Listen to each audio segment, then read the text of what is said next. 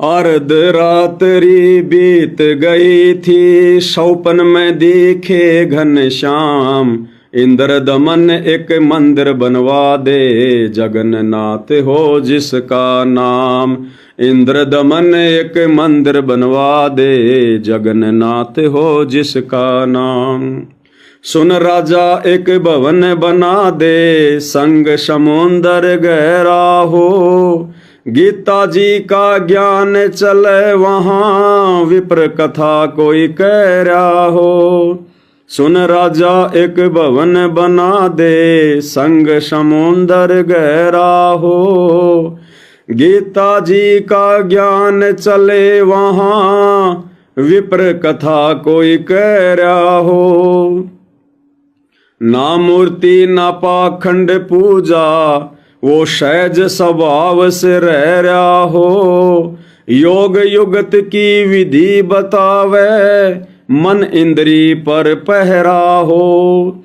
कलयुग में जो नाम जपेगा, उसके सरेंगे सारे काम। इंद्र दमन एक मंदिर बनवा दे, जगन्नाथ हो जिसका नाम। इंद्र दमन एक मंदिर बनवा दे, जगन्नाथ हो जिसका नाम। अर्ध रात्रि बीत गई थी, शौपन में दिखे घनश्याम। इंद्र दमन एक मंदिर बनवा दे, जगन्नाथ हो जिसका नाम। अब पहली चौपाई में भाई और बहनों कितना बड़ा संकेत छुपा हुआ है। जगन्नाथ के मंदिर के विषय में बात कही जा रही है। सुन राजा एक भवन बना दे, संग समुद्र गहरा हो। गीता जी का ज्ञान चले वहां, विप्र कथा कोई कह रहा हो। तो आज तक तो भाई और बहनों उस जगन्नाथ के मंदिर में ऐसा कोई विप्र, ऐसा कोई पंडित, ऐसा कोई विद्वान नहीं हुआ जो गीता जी का ज्ञान लोगों को समझा रहा हो, गीता जी का ज्ञान लोगों को बता रहा हो। ना मूर्ति ना पाखंड पूजा, वो सहज स्वभाव से रह रहा हो। जबकि सबको पता है जगन्नाथ के मंदिर में पाखंड मूर्ति पूजा हो रही है। श्री कृष्ण जी की मूर्ति, बलराम की मूर्ति, उनकी बहन सुभद्रा की मूर्ति। लेकिन शब्द क्या कह रहा है? ना मूर्ति ना पाखंड पूजा, वो सहज स्वभाव से रह रहा हो। योग युगत की विधि बतावे, यानी मोक्ष प्राप्ति की विधि बतावे, और मन इंद्री पर पैरा हो, विषय वासनाओं से, पांचों विकारों से दूर हो। तो सतगुरु रामपाल जी परमात्मा खुद जाकर जगन्नाथ के मंदिर में इस चौपाई के अनुसार इन बातों को सत्य साबित करेंगे। जब धर्मदास जी को जिंदा बाहर निकालने के लिए जाएंगे समाधि से, उस समय परमात्मा जगन्नाथ के मंदिर में रहेंगे। ये शब्द क्या कह रहा है? क्या इस शब्द के अनुसार आज तक जगन्नाथ के मंदिर में कभी ऐसा हुआ है? वहां तो शुरू से ही पाखंड पूजा हो रही है, मूर्ति पूजा हो रही है। और शब्द क्या कह रहा है? ना मूर्ति ना पाखंड पूजा, वो सहज स्वभाव से रह रहा हो, और योग युगत की विधि बतावे। अब योग युगत की विधि, योग यानी भक्ति, युगत यानी उसको सफल बनाने की विधि, ये तो सतगुरु रामपाल जी के पास है। योग युगत की विधि बतावे और मन इंद्री पर पैरा हो। मन और इंद्री पर पैरा सतगुरु रामपाल जी का है, या फिर उनसे उपदेश प्राप्त उनके भक्तों का हो सकता है। जगत का तो हो ही नहीं सकता। तो जगन्नाथ के मंदिर को परमात्मा ने क्यों बनवाया उस समय, और क्यों अभी तक उसको सुरक्षित रखा? जबकि मंदिर पूजा तो भक्ति मार्ग में सबसे ज्यादा बाधक है। परमात्मा तो चाहते नहीं कि कोई मंदिर बचे, और उस मंदिर को तो समुद्र तोड़ने आ रहा था, फिर भी परमात्मा ने मंदिर को क्यों बचाया? उस जगन्नाथ के मंदिर में सतगुरु रामपाल जी भगवान जाकर कथा करेंगे। कलयुग में जो नाम जपेगा, उसके सरेंगे सारे काम। इंद्र दमन एक मंदिर बनवा दे, जगन्नाथ हो जिसका नाम। 5 बार मंदिर बनवाया श्री कृष्ण जी के कहने से। मंदिर टूटा अवशेष बचा ना, वो तेज समुंदर बहने से। कहे कबीर अब मंदिर बनवाओ, यो टूटे ना मेरे रहने से। 6ठी बार मंदिर बनवाया, राजा ने रानी के गहने से। कहे श्री कृष्ण पूर्ण ब्रह्म कबीर यही है, इसके चरणों में कर ले प्रणाम। इंद्र दमन एक मंदिर बनवा दे, जगन्नाथ हो जिसका नाम। इंद्र दमन एक मंदिर बनवा दे, जगन्नाथ हो जिसका नाम। कहे कबीर एक चोरा बनवाओ, जहां राम नाम लो लाऊंगा। जिस पर बैठ समुद्र को रोकूं और मंदिर को बचाऊंगा। कहे कबीर एक चबूतरा बनवाओ, जहां राम नाम लो लाऊंगा। जिस पर बैठ समुद्र को रोकूं और मंदिर को बचाऊंगा। अब कहे समुद्र उठो भगवन, मैं मंदिर तोड़ने जाऊंगा। राम रूप में इसने मुझे सताया, वो बदला लेना चाहूंगा। अग्नि बाण से इसने रास्ता मांगा, कहा था मुझको नीच गुलाम। इंद्र दमन एक मंदिर बनवा दे, जगन्नाथ हो जिसका नाम। इंद्र दमन एक मंदिर बनवा दे, जगन्नाथ हो जिसका नाम। श्री कृष्ण जी की पूरी द्वारिका, उस पर जाकर लाओ घात। इधर समुद्र बहुर जो आया, तो ठीक नहीं रहेगी बात। परमात्मा ने क्या कहा उस जगन्नाथ के मंदिर को बचाने के लिए, कि द्वारिका को डुबो दे, जहां श्री कृष्ण जी रहे थे अंत समय में। इस मंदिर की तरफ आंख उठा के नहीं देखेगा, क्योंकि परमात्मा ने मंदिर में विराजमान होना है, सतगुरु रामपाल जी ने। तब दुनिया जानेगी ये है वो जगन्नाथ, ये है भगवान जगन्नाथ। हम जिन मूर्तियों को जगन्नाथ समझ के पूज रहे थे, ये है असली जगन्नाथ सतगुरु रामपाल जी। वो धर्मदास गवाही देगा खड़ा होके कि नालायकों, कहा मूर्तियों को जगन्नाथ मान रहे हो, ये है जगन्नाथ। श्री कृष्ण जी की पूरी द्वारिका, उस पर जाकर लाओ घात। इधर समुद्र बहुर जो आया, तो ठीक नहीं रहेगी बात। 1 मील वो समुद्र हट गया, जोड़ करके दोनों हाथ। पूरी द्वारिका डुबो लई फिर, श्री कृष्ण जी की बिगाड़ी जात। यानी श्री कृष्ण जी की जात कैसे बिगाड़ दी? अगर श्री कृष्ण जी सक्षम होते तो अपनी द्वारिका को डूबने से बचा लेते, लेकिन नहीं बचा पाए, तो श्री कृष्ण जी की पूरी जात बिगाड़ दी, यानी इज्जत का फालूदा बना दिया। पर्वत की जो रुक गया समुंदर, ऐसे जगन्नाथ का बन गया धाम।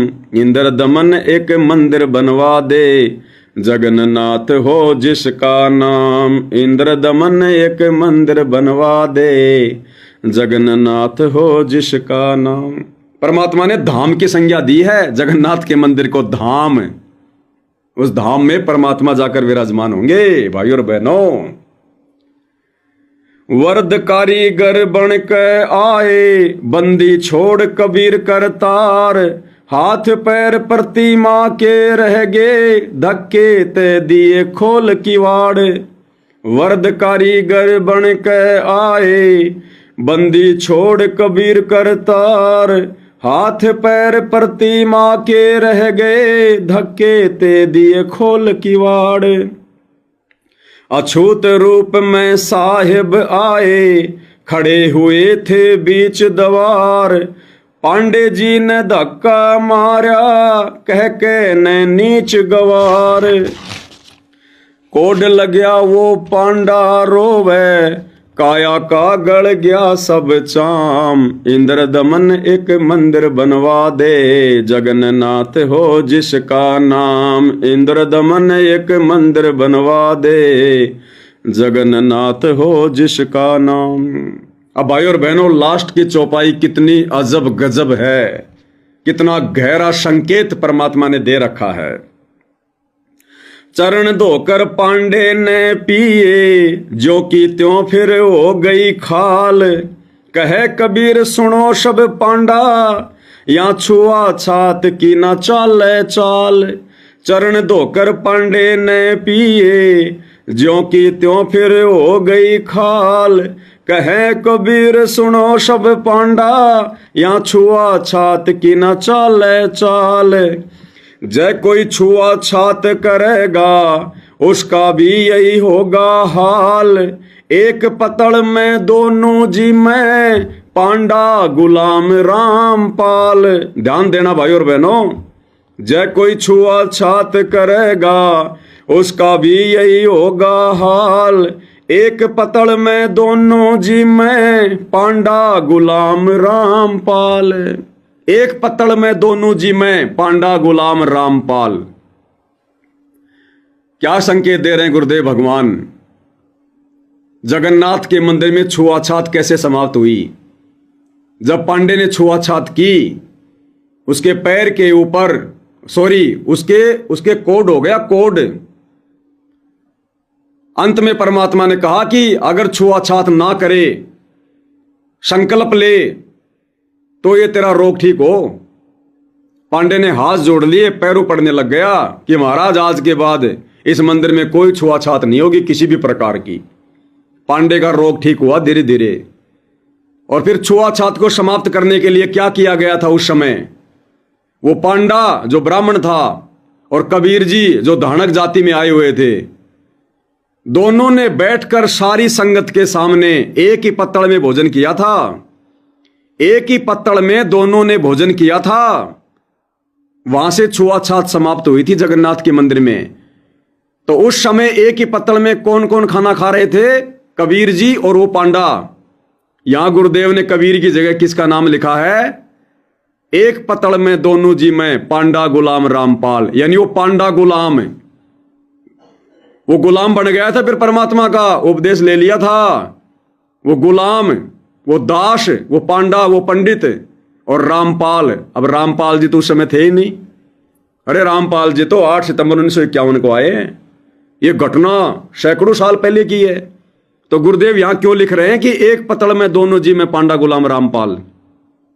तो गुरुदेव ये संकेत दे रहे हैं कि उस समय उस पांडे के साथ में बैठकर जो पत्तल में भोजन खाया था, वो तुम्हारा गुरु रामपाल है, तुम्हारा गुरु है। और आने वाले समय में परमात्मा इसी प्रकार से भोजन करेंगे, छुआछात को समाप्त करेंगे। आने वाले समय में भी जगन्नाथ के मंदिर में जाके परमात्मा इसी प्रकार से भोजन करके लीला करेंगे, दिखाएंगे। जय कोई छुआछात करेगा उसका भी यही होगा हाल। एक पतल में दोनों जी में पांडा गुलाम रामपाल। इसमें कौन सा भगवान बदल गया, ओहे कृष्ण ओहे राम। इंद्र दमन एक मंदिर बनवा दे, जगन्नाथ हो जिसका नाम। इसमें कौन सा भगवान बदल गया, वो है कृष्ण वो है राम। क्या संकेत दे रहे हैं गुरुदेव? इसमें कौन सा भगवान बदल गया, वो है कृष्ण वो है राम। यानी राम भी विष्णु का अवतार, यानी खुद विष्णु, और श्री कृष्ण भी विष्णु का अवतार, यानी खुद विष्णु। तो कहते हैं राम कहो चाहे कृष्ण कहो, दोनों एक ही शक्ति हैं। तो इसमें कौन सा भगवान बदल गया, वो ही कृष्ण वो ही राम। तो यहां पर गुरुदेव क्या कह रहे हैं? एक पतल में दोनों जी में पांडा गुलाम रामपाल। रामपाल कहो चाहे कबीर कहो, कौन सा भगवान बदल गया? वो है कबीर वो है रामपाल। इसमें कौन सा भगवान बदल गया, वो है कृष्ण वो है राम। तो वो है कबीर वो है रामपाल। जिसने 650 साल पहले पांडे के साथ बैठकर भोजन किया था, उसको कबीर कहो चाहे रामपाल जी कहो, बात एक ही है। इंद्र दमन एक मंदिर बनवा दे, जगन्नाथ हो जिसका नाम। अर्ध रात ही बीत गई थी, सौपन में दिखे घनश्याम। इंद्र दमन एक मंदिर बनवा दे, जगन्नाथ हो जिसका नाम। तो भाई और बहनों, आने वाले समय में अजब गजब लीला होंगी, अजब गजब चमत्कार होंगे। और उन चमत्कारों का, उन लीलाओं का आनंद वही लेंगे जो भाई बहन आज साध संगति से जुड़कर अपने गुरु को जगन्नाथ मानकर भक्ति कर रहे हैं। बाकी तो पछताएंगे कि ये भगवान हमारे भाग फूट गए थे, जो हम शतलोक आश्रम वालों की कुसंगति में पड़े रहे। ये भगवान हमारे भाग फूट गए थे, जो हम सात संगति की वीडियो नहीं देख पाए, सात संगति से नहीं जुड़ पाए। और वो दुनिया वाले रोएंगे कि हे भगवान, हम समय रहते आपसे दीक्षा लेकर भक्ति पर क्यों नहीं लगे। तो आने वाले समय में रियल जगन्नाथ, रियल कल्कि भगवान सतगुरु रामपाल जी की लीलाओं का, अजब गजब चमत्कारों का आनंद केवल सात संगति से जुड़े भाई बहन ही प्राप्त करेंगे। इसके लिए हमने इसी प्रकार से इस भक्ति मार्ग पर दृढ़ता के साथ में टिके रहना है। आने वाले समय में परीक्षा तेज होगी, युग परिवर्तन का दौर शुरू हो चुका है। आने वाले 2.5-3 साल बहुत खतरनाक हैं। साथ संगति से जुड़े भाई बहनों को भी उस समय जो आंधी चलेगी वो हिला देगी। इसलिए भाई और बहनों, आज से ही इतने दृढ़ हो जाओ, अपने अंदर इतनी हिम्मत, इतनी दृढ़ता पैदा कर लो, गुरुदेव के सत्संग सुन सुन के, सुमरण कर करके, उनकी सेवा कर करके, ताकि आने वाले समय में परमात्मा हमें इतना मजबूत बना दे उन परिस्थितियों का सामना करने के लिए। तो भाई और बहनों, आज के साथ संगति में, सतगुरु महिमा में केवल इतना ही। पूज्य गुरुदेव भगवान हम सबको आशीर्वाद दें, हमारा मार्गदर्शन करें, हमें भ्रमने और भटकने से बचाएं, इसी प्रकार हमें दृढ़ता प्रदान करते रहें। बंदी छोड़ सतगुरु रामपाल जी परमेश्वर जी की जय हो।